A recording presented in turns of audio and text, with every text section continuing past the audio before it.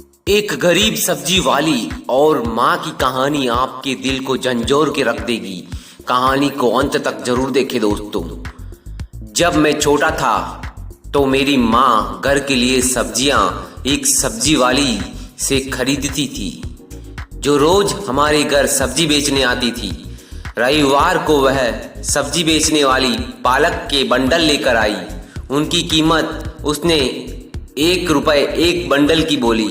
मेरी माँ की कीमत का प्रस्ताव उसकी बोली हुई कीमत से ठीक आधी थी, मतलब 50 पैसे। हालांकि माँ ने उससे वादा किया था कि वह उस कीमत पर उससे 4 बंडल लेगी। कुछ देर तक दोनों अपनी अपनी कीमत पर अड़े रहे।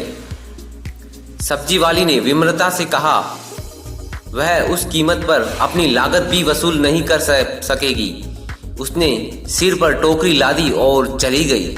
4 कदम आगे बढ़ने के बाद सब्जी वाली ने पीछे मुड़ी और चिल्लाकर बोली, चलिए इसे 75 पैसे में एक बंडल तय कर लेते हैं। मेरी माँ ने नाम में अपना सिर हिलाया और मूल प्रस्ताव 50 पैसे बंडल पर अटकी रही। सब्जी वाली चली गई। वे दोनों एक दूसरे की रणनीतियों से भली भांति जानते थे। सब्जी वाली मुड़ी और हमारे घर तक वापस आ गई। मेरी माँ दरवाजे पर उसका जैसे इंतजार ही कर रही थी। उनके चेहरे पर एक विजय मुस्कान थी।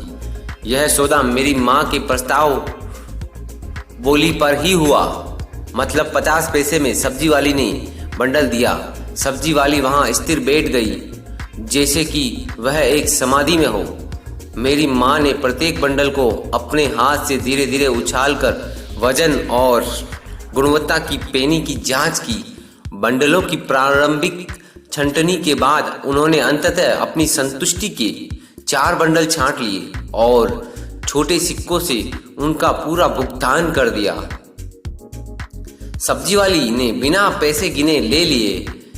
जैसे ही वह उठी, चक्कर आकर लड़खड़ाकर गिर गई। मेरी माँ ने उनका हाथ पकड़कर पूछा, क्या हुआ? तो उसने कहा, मैंने सुबह से खाना नहीं खाया। सब्जी वाली ने कहा, आज की कमाई से ही मुझे कुछ चावल खरीदना है और घर जाकर खाना बनाना है और फिर खाना है। मेरी माँ ने उसे बैठने के लिए कहा। माँ जल्दी से अंदर चली गई और कुछ चपातियों और सब्जियों के साथ तेजी से वापस आई और सब्जी वाली को खाने को दे दी। माँ ने पानी की बोतल भी उसे दी और उसके लिए चाय बनाने लगी। सब्जी वाली ने भूख और कृतज्ञतापूर्वक खाना खाया, पानी पिया और चाय भी पी। उसने माँ का तहे दिल से शुक्रिया अदा करते हुए कहा, अपनी सब्जी की टोकरी सिर पर रखी और अपने काम पर चली गई। मैं हैरान था।